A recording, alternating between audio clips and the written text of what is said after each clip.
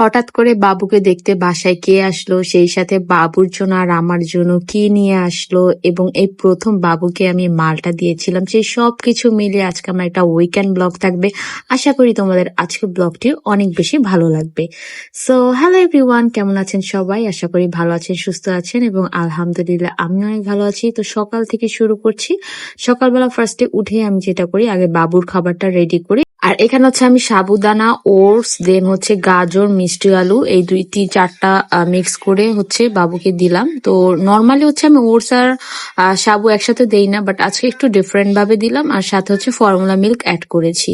তো এই তো বাবুর খাবার রেডি। তো আমি হচ্ছে আগে বাবুকে খাওয়াই একটু একটু করে, আর হচ্ছে একটু নাটক দেখছিলাম। মানে বসে বসে খাওয়াতে হয়তো অনেকক্ষণ, মাঝে মধ্যে একটু নাটক দেখি, বাট সব সময় না, যখন ফ্রি থাকি তখন যে মনে হয় যে না একটু নাটক দেখি।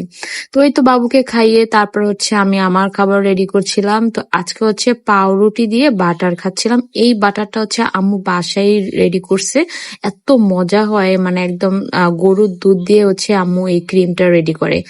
তো যাই হোক, তারপর হচ্ছে এখানে চা খাবো। চা খাওয়ার জন্য দুধ শেষ হয়ে গিয়েছিল, তাই হচ্ছে আবারও কোটার মধ্যে ভরে নিচ্ছি। আসলে সব বাসায় আর কিছু থাকুক আর না থাকুক, আমাদের বাসায় গুঁড়া দুধটা থাকতেই হবে। মানে এটা না থাকলে না মাথা পুরো নষ্ট হয়ে যায়, কারণ চা তো খেতেই হয়, আর গুঁড়ো দুধ থাকলে না মানে সবকিছুই মোটামুটি রেডি করা যায়। তো তারপরে এই যে আমি চাটা বসিয়ে দিই। চাটা তো কিভাবে বসিয়েছি সেটা তোমরা দেখতেই পাচ্ছ। অনেকে অনেকভাবেই বানায়, আমি হচ্ছে এইভাবেই বানাই। ফার্স্ট হচ্ছে দুধ, তারপর হচ্ছে চা পাতি, চিনি, সবকিছু একসাথে মিক্স করে দিয়ে দিই।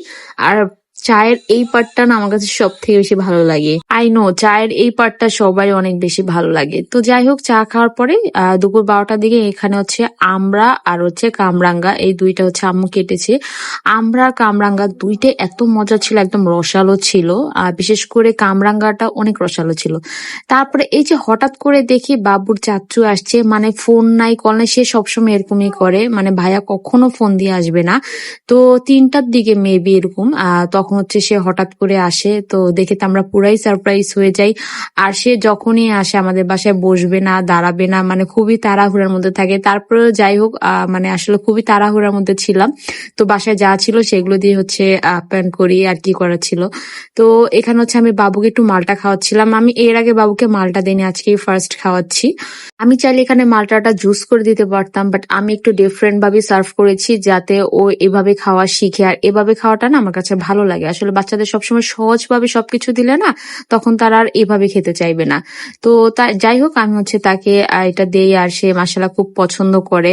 মালটাটা মোটামুটি মিষ্টি ছিল। আর এই যে বাবুর চাচ্চু হচ্ছে ক্যামেরার সামনে আসতে চায় না, সে খুবই শাইন, ক্যামেরা শাইন। তো তারপরে যে তাকেও বসিয়ে বসিয়ে খাওয়াচ্ছিলাম, বাবু সবার সাথে বসেছিল। আর এই তো যাওয়ার টাইম হয়ে যায়, আর এই সময় না হঠাৎ করে অনেক বৃষ্টি ছাড়ে। তো তারপরও তাকে কিছুতেই রাখতে পারছিলাম না, সে নাকি বৃষ্টির মধ্যেই চলে যাবে। তো এখানে বাবু হচ্ছে বাবু চাচ্চুকে বিদায় দিতে আসে। তো ভাইয়া হচ্ছে এখানে বাবুর জন্য দেশি মুরগির ডিম আনে।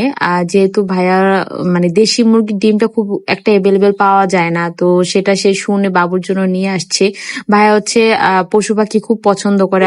তো আর এখানে হচ্ছে আমার বড় খালা শাশুড়ি আমার জন্য এই রসুনের ভর্তাটা পাঠায়, আচারটা সরি, মানে এটা যে এত মজা ছিল, আমি অবশ্যই এটা দেখি ফার্স্টে ভুলে গেছি যে এটা অনেক মজা হবে, বাট এইটা যে এত মজা, আমি এটা খেয়েছিলাম, তোমাদের অনেকটা ভিডিওতে দেখাবো, অনেক বেশি মজা ছিল রসুনের আচারটা।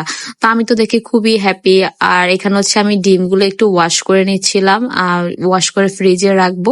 বাট এখানে আমি একটা ভুল করেছি, সেটা হচ্ছে দেশি মুরগির ডিম নাকি এভাবে পানিতে ভিজিয়ে বেশিক্ষণ রাখলে নাকি পরবর্তীতে নষ্ট হয়ে যায়। তো যেহেতু এখানে অনেকগুলো ডিম ছিল, প্রায় 20-25 দিন বাবুর চলে যাবে, তো এভাবে ভিজিয়ে না রেখে জাস্ট হচ্ছে কয়েকটা ডিম পরিষ্কার করে রেখে বাকি ডিমগুলো ওইভাবে রেখে দিলেই সব থেকে ভালো হতো, এটা আমি পরে জানতে পেরেছি।